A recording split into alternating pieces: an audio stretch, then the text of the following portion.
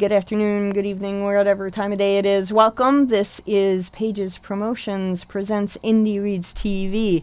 I am your host, Diana Catherine Plopa. Today we have a brand new to me author in the studio, Troy Wymer. He's from the Grand Rapids area, and he traveled all the way out here to see us tonight. And we're going to talk about his books and his writing career, and just to get a feel of who Troy is and how he came upon this path. So, Troy, welcome. Well, thank you for having me. I appreciate that. Sure. Let's start with the very beginning. We always... This is probably one of the most common questions on the planet for authors. How did you get your start? What made you say, oh, yeah, I'm going to write a book? Well, it was probably 1984. I was about 15 years old, and I was so inspired by movies, books, TV shows like Star Wars, Star Trek, the classic Battlestar Galactica, Buck Rogers in the 25th Century, V, and Dune, that it's like, I want to create my own universe. So with a pen and paper, I just started writing Light Years, my first book, a little bit at a time, kind of as it came to me, pantster style. I didn't really have a structured outline. Okay. And I didn't know where it was going to take me, but that book ended up being a 4-part book. And so that's... So essentially 4 novellas that you put into a full book. Well, I divided the book into 4 parts. Okay. That first book. And this is the book we're talking about, Light Years Trilogy. Yes. Yeah. So there's 3 books combined into one published book. The first is Light Years. And then I knew immediately when I was finished writing Light Years that I wanted to do a sequel to it. Okay. And so probably in the late 80s, I wrote Light Years 2, Intergalactic Terrorism. Okay. And that happens generations later. So the first book, it's about 2 brothers whose father's taken prisoner by the Blue Mar Empire. All right. And they have to try to find him and rescue him. And so they're going on adventures, traveling through space and time and defeating evil empires and saving the galaxy. So your basic galactic scale space opera. Yeah. That's one of the things I like best about space operas is that it's white hat, black hat, it's like Star Wars. It's good guy, bad guy, white hat, black hat. The sides are pretty well defined. There's not a lot of ambiguity there. It's just a fun story. Yeah. And fun, interesting characters in far off lands. Yeah, it's and you can do so many things with it. You're not real stuck on like a nonfiction book would be, I suppose. Mm-hmm. I don't write nonfiction, but... Right. And the best part about science fiction is it's happening in worlds that nobody's ever been to, so you get to make it up as you go. Right. I wrote a book about the afterlife, heaven and hell, and nobody's come back to tell me I'm wrong. So that and I think science fiction is fun that way, too, in that you get to create the little nuances of your own world. Yeah. And book 2, which is the first book, Light Years, is a novel, and then book 2 is a novella, and then book 3 to complete the trilogy is a novelette. So it kind of gets smaller as it goes. But the second book happens generations later, and the galaxy's littered with terrorist organizations and the evil descendants of Baz, which was one of the 2 brothers. So Rhodey, the other brother, travels to the future to help his great-great-grandson Dustin defeat the evil and restore freedom to the galaxy. Ooh, time travel. We like that. Yep. And there's a dedication at the beginning of book 2 for my late cousin Heidi, who I sought advice from for a backstory for one of the characters. And so she helped me come up with a mysterious past for the character Tarina. And right at the end of that book, I always kind of get emotional because it has Tarina going into the past to visit her mom, which she really has never seen. And she has that ability with that time travel thing. But I didn't want it to end there. I wanted a trilogy, so So you went and did the third part. Yes. To this book. And tell us a little bit about that. Well, the third part happens 20 years after the second book, and that is a time of peace has arrived in the galaxy, and the advent of new inventions makes space travel quicker between galaxies, and then helps protect them against the advent of an alien onslaught that they found out about. Okay. This book has a couple of interesting things in it, and right off the bat in chapter 1, it reintroduces a character that was left as a loose end in the first book, and it's not mentioned anything about it in book 2, but right off the bat you get this mysterious character named Mara Harkiet, all of his backstory, and it's pretty interesting. Very cool. So, and then another thing is, in Light Years, the first one, I narrate that, but in chapters 6 through 13, it changes to first person and alternates between the two brothers. That is an interesting approach. And you find out in book 3 that Rhodey wrote those chapters. Okay. So that's an interesting twist. Absolutely, on that, it is. so. It's a fun way to play with characterization. Yep. And story flow. Another thing about the Light Years trilogy is, the first Light Years book, I have a prologue, a mesologue, and an epilogue. So there's kind of a middle log in Sure, that one. sure. I toyed with that idea. It's like, this sounds kind of cool. Well, if you're writing a space opera, you might as well use opera terminology, so why not? Yeah. Yeah. So let's talk about your process a little bit. You're a pantser. Well, on that first book, I have switched to plotter style. Ooh. Okay, that's good. So let's talk about that. So you started out being a pantser. Yes. Writing as, for those of you who don't get the lingo, in our world, a pantser is somebody who writes as it comes to them, and a plotter is somebody who actually writes things out. I'm a diehard plotter. Yep. Crazy detail plotter. So what was it that made you go from that transition to, I'm just going to let it organically happen, to, okay, now I'm going to plot it out? Well, by default, I'm pretty organized, and I need everything in its right spot, kind of OCD-ish. Okay. So when I wrote that first 3 books for that trilogy, I really didn't know what I was getting into. I just wanted a really cool universe to make, and so it just kind of took its own thing, but it wasn't my style. So I had written... Didn't quite feel comfortable? No, so Yeah. I'd written an outline for Treasures from Afar, which is a standalone book. I wrote that in the early 90s. That one? Yes. So that is much more structured, and you can tell right off the bat how it just feels different. Yeah. So that is how I... So you transitioned from pantser to plotter just out of a sense of your own comfort in the writing process? Yes. Yep. Okay.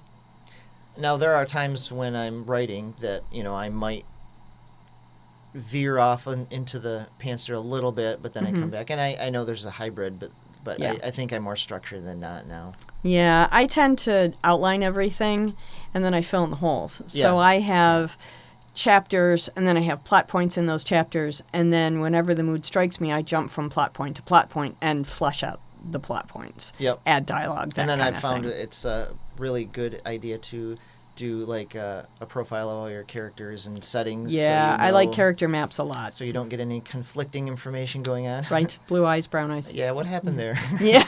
I've seen that in books. So. Yeah, I have too. Yeah. So So tell me about your journey as an independent author.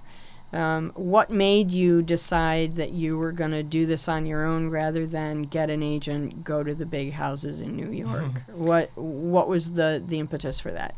Well, after I finished writing the Light Years trilogy and I had written Treasures from Afar, I tried to submit Treasures from Afar. I sent query letters and sample chapters to traditional publishing houses and didn't get a response. Or they would send me back a letter saying that we don't take unsolicited manuscripts. Yep. None of them take unsolicited manuscripts. So I kind of turned to getting a quote from Vanity Press, and they quoted me this is the early 90s. They quoted me $11,000 to publish Treasures from Afar. Ouch. And that just wasn't going to happen. Yeah. And they would have sent me a skid of books that I would have had to try to sell and distribute myself. And so one day, I was doing some small tweak edits in Treasures from Afar, and my wife called me to dinner, and I closed the book And sadly enough, it stayed closed for 24 years. Oh, my goodness. So That's a really, really long time It to is. wait in between writing and finishing. I mean, I had a book that took me 14 years to write my romance novel, but I raised a child in the middle of all of that. Yeah, So, we were beginning a family too, and that I just didn't have a lot of time Mhm. for it. But it was kind of a big depressing thing to not be published after Sure. all that work. And yeah, you've got it tucked in a drawer and you haven't done anything with Yeah. it, and you kind You of know, go, I brought it up to people and let them read the manuscript and things, but as Mhm. far as actual publishing, that didn't happen until 2018. okay. And I can tell you a little bit about that. Yeah, please. And this is for this one, right? Treasures it's from for Afar. both Light Years Trilogy and Treasures from Afar. Okay. I don't watch much TV, but I was my wife was sitting watching TV, and I just happened to be walking through, and this was in 2016, and something caught my ear. It's like, what am I hearing? So I sat down, and Steve Harvey was on TV Mhm. giving a motivational speech about jumping off a cliff and taking a chance with your gifts, Mm-hmm. taking a chance in life and doing something with your gifts. So that inspired me so much that it moved me, and it was like he was talking right to me. And I thought, you know what, I'm publishing my books. So I I only had a hard copy of Treasure from Afar. So Okay. I had to scan all the pages in using OCR technology. Oh my gosh, what a process. Oh, yeah, and I had to clean it all up and then revised it and edited it and then got it to today's standards. Mm-hmm. And then for Treasures from Afar, I had that on a proprietary 3-inch Smith Corona disc. Holy moly. And it was useless to me. Yeah. So I had to send that to a place in Chicago that converted it for me. Wow. And they sent me text files in place of it. So that one was a lot easier. But I revised that and edited that. And Okay, so a word to the wise, no matter how up to date you think your technology is, always print out at least one hard copy and stick it in an envelope. Definitely, definitely. If I hadn't had that hard copy, it would have been gone. Yeah. So I created my own artwork, Mhm. and I published through BookBaby. Excellent. Self-published through BookBaby. Okay. And I really like how they do things. So it's distributed globally, ebook and paperback, Excellent. print on demand. And they give you your own website that you can link to your website to, and all the e-commerce yeah. is done Yeah, through them. yeah. Having somebody else handle all of that is so much better. It just takes Yeah. the headaches out of it. You can log in and see all your sales. So let me ask you about your work-life balance. So this is a challenge almost every author I've encountered has. How do you find time to work on your creative process and make sure your wife doesn't feel alienated and still go to your day job? How do you structure that? I know a lot of different ways to do it. Every author I've met has their own process. How do you structure work-life balance? It's not easy. Yeah, never is. So when I have free time, when I'm in the writing mode, and I do have free time, I'll write. Mm-hmm. But I try not to let it get too overwhelming and get in the way of other things. So it took me 6 months to write my latest book, which is called Xenotrist, and it took me 6 months to edit it.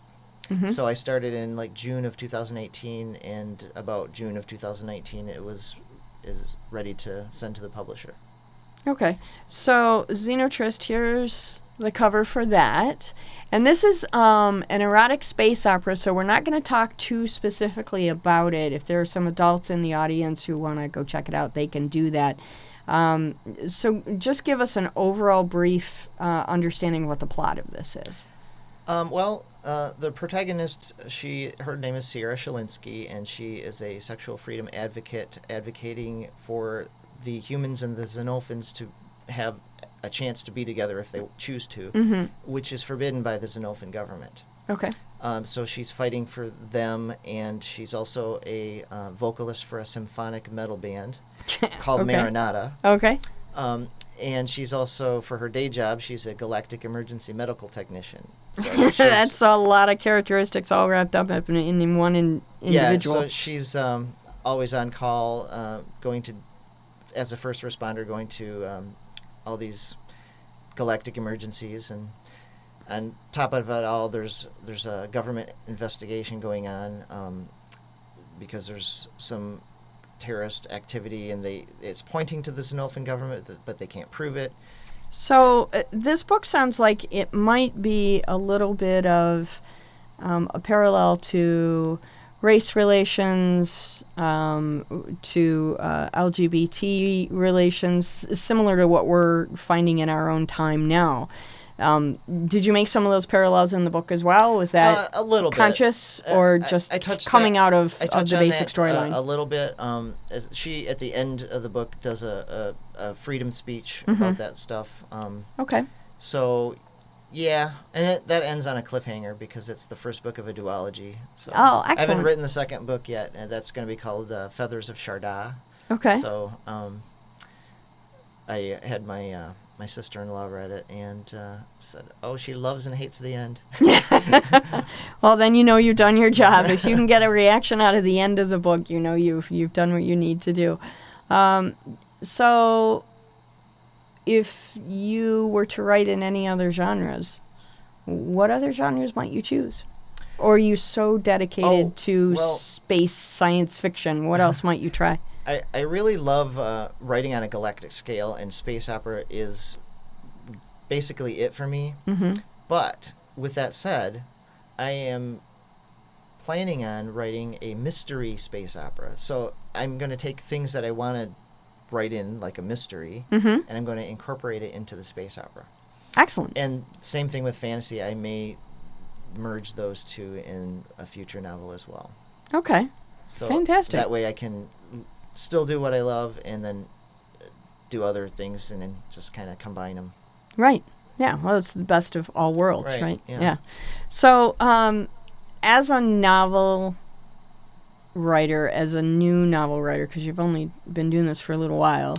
Yep. Published anyway, just for a little while. What would you say would be some of the pitfalls you'd like to alert other novice writers to, as far as the publishing process goes? Well, do your homework.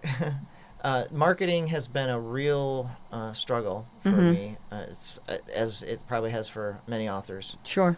So just research who you're going to publish with. There's a lot of companies out there that aren't so good, so make sure you review them.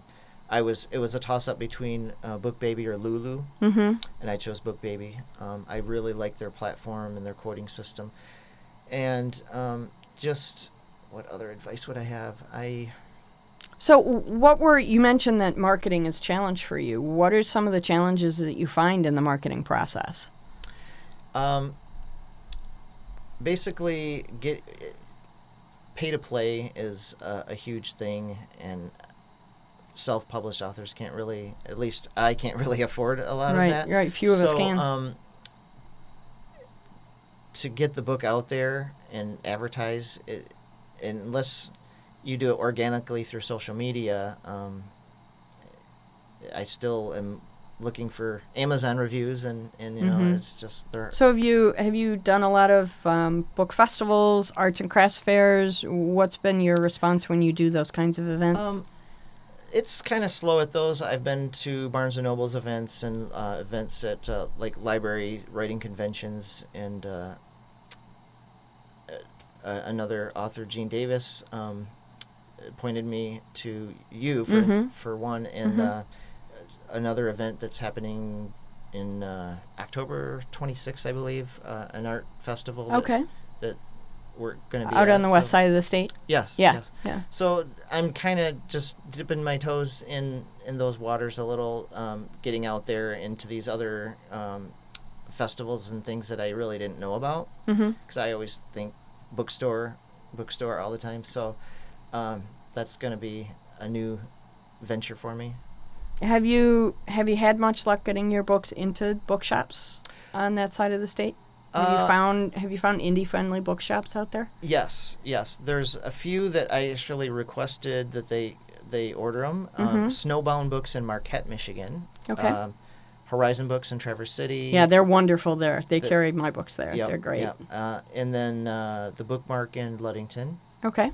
And I asked Schuler's if they would do it in Grand Rapids, and I didn't get a response back, but I was just going through there one day and my books were there, so how wonderful! it was like that's a shocking great. surprise. So That's wonderful. I mean, Schuler's is Yeah. as big as Horizon is Yep. in the northern part of the state. So congratulations! I mean, Yeah, that's a yeah. wonderful thing. So and there's only a couple copies of each at those, but they'll order it if Sure. need be. Now, as far as like Barnes and Noble goes, they have the author events there, and anytime they do, they'll bring in the books for that event. So, and that's the one in Woodland Mall in Grand Rapids. So. Okay, good. Yeah, I know the Barnes and Noble in Muskegon holds an event every year as well.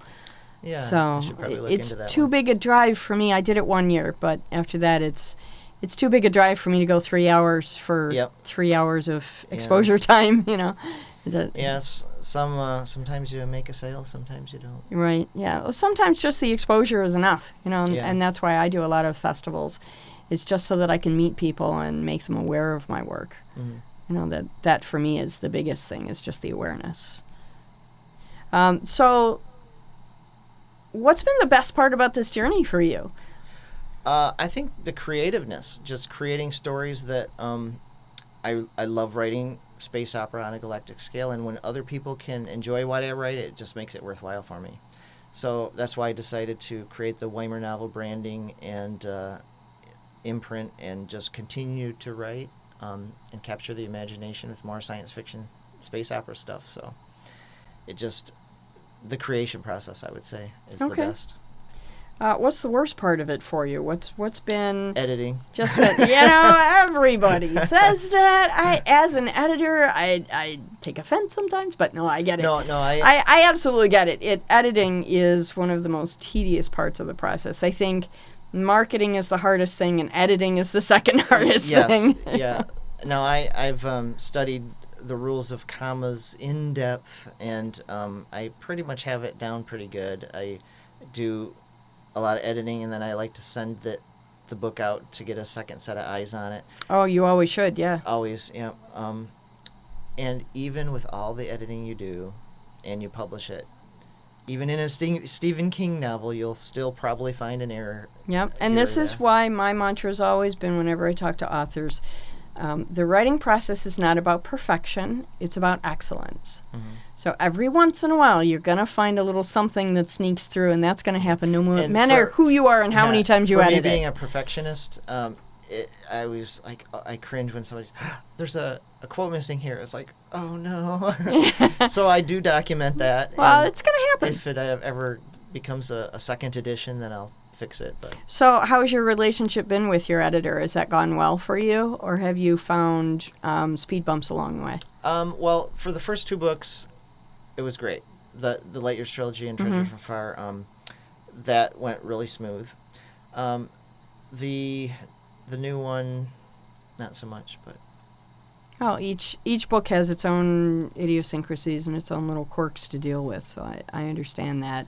Each editorial process is different.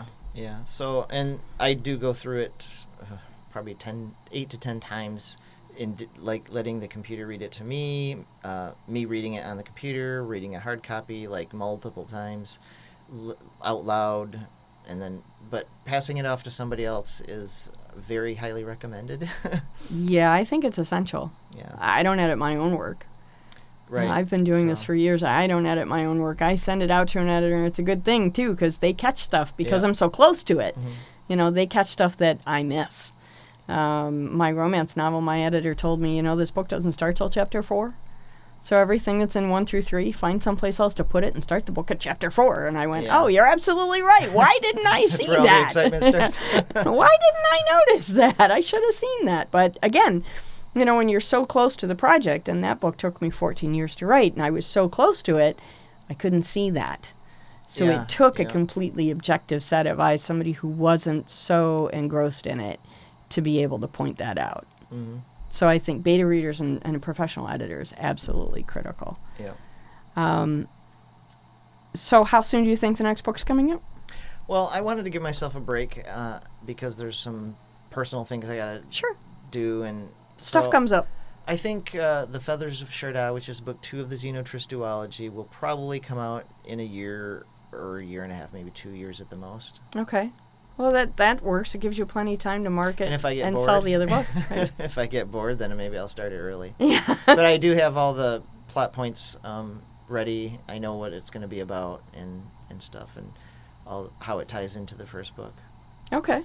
So, as an author, where do you see yourself in, say, 5 or 10 years? What do you imagine that your life as an author is going to be like then? Well, I haven't broke even yet, so That's always a challenge. So probably just continue to do novels here and there. Like I mentioned earlier, the mystery space opera or the fantasy space opera. In 5 years, probably have another 2 or 3 books ready. Excellent. That's grand. Yeah. Do you ever go on any special trips or locations to get you inspired to do your writing? Do you have a certain writing space at home where you work? Or do you like to go out? Do you write on vacation? How does that process work for you?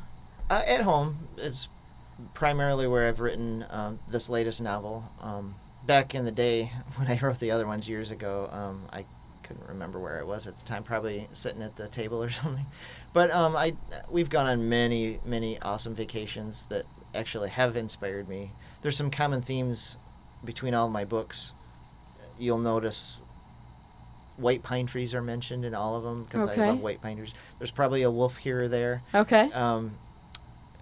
And my name is in each novel backwards with slight variations as a character. Oh, that's fun. Yeah. So you get to be a little cameo appearance in all of your books that way. Yeah, kind of. A little Hitchcock. Yeah. So it might be a little weird, but oh well. Everybody has their own thing. Yeah. That's cool. Thanks so much for coming out, Troy. I'm glad you were Yes, here. I'm glad that we connected. I hope that we can expand our connection and maybe do some festivals and fairs together. I would love to hear about more festivals and stuff. Well, you can definitely find those on our website. I've got a ton of information there. But thanks again for coming out. I'm so happy that you were here and that I got to learn about a new author and meet somebody new. Yes, thank you for having me. I really do appreciate that. And I just love everything about books and stuff. So this was a great opportunity. Thank you.